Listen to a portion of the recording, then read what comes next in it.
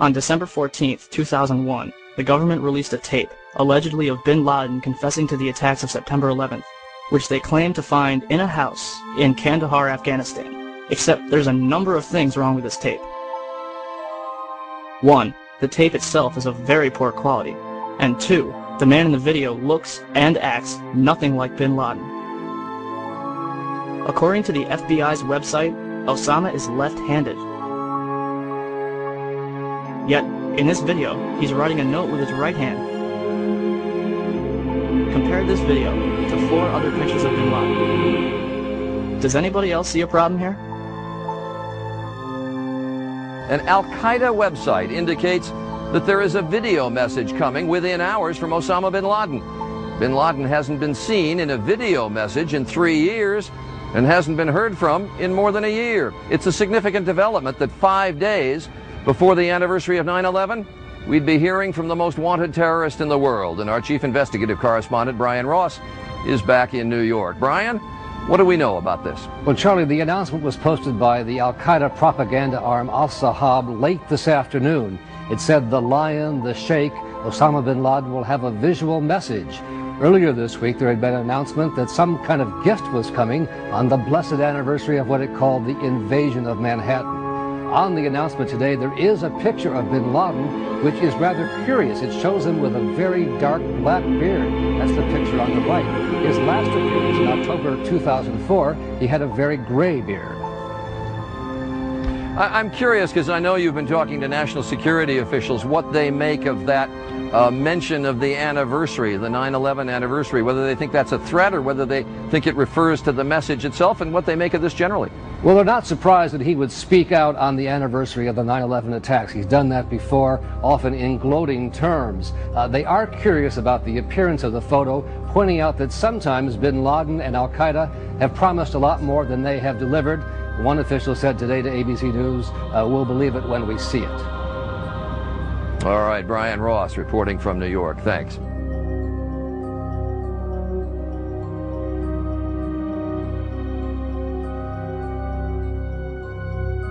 Omar Osama bin Laden bears a striking resemblance to his father, but the 26-year-old son of the Al-Qaeda leader, Osama bin Laden, says he and his father have very different values.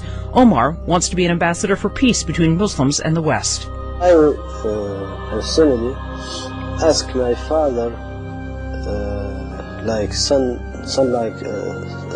to father, to give me a proof from the God, or from Quran, or from Hadith, about this is way is right or wrong. Omar lived with his father in Sudan and Afghanistan. He says he trained at an Al-Qaeda camp, but returned to his homeland of Saudi Arabia in 2000. He now spends most of his time in Egypt. The younger bin Laden made headlines last year when he married a 52-year-old British woman. Omar is a very, very peaceful person. He believes in peace. He believes in talking. He believes in sitting down and resolving something rather than fighting.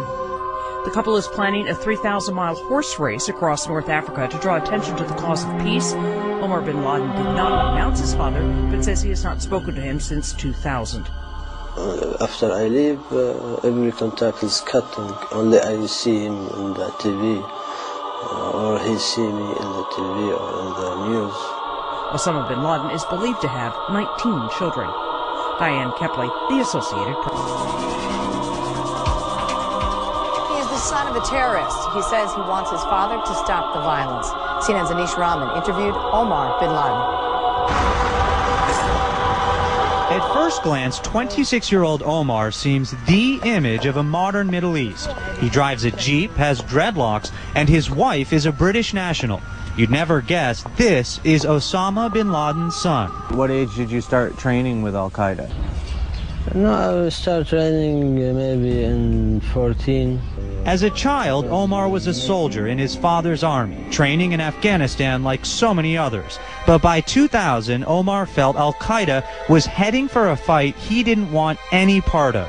After a few years, we started the war, the fight coming bigger than bigger.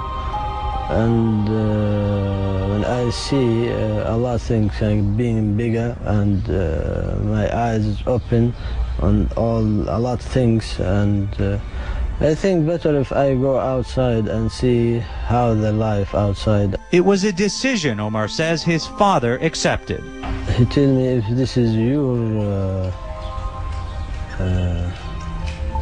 what? Your choice, your decision. Yeah, your decision.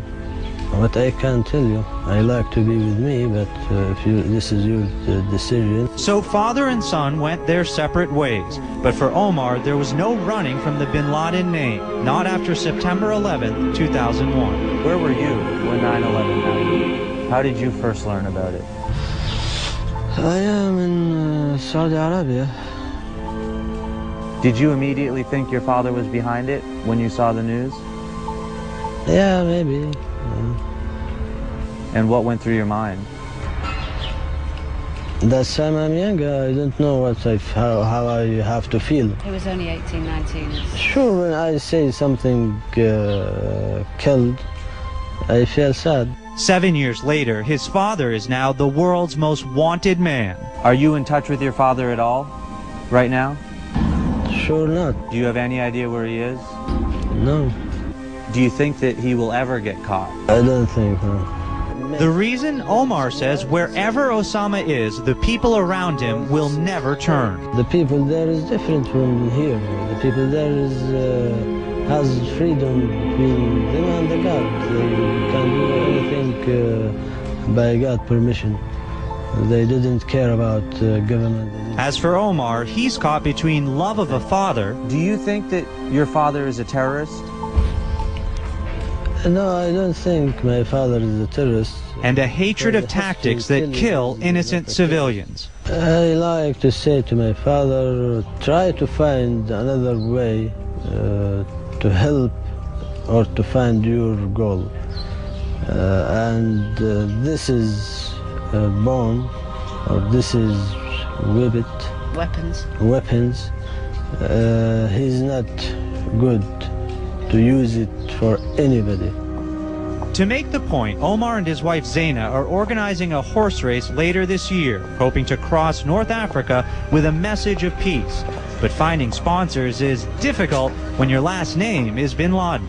It would probably have been easier to do a race without having Omar's name. But then the race would be just a race. It wouldn't be a race for peace. It is a big unknown. Can this son rebrand a name his father has made synonymous with terror?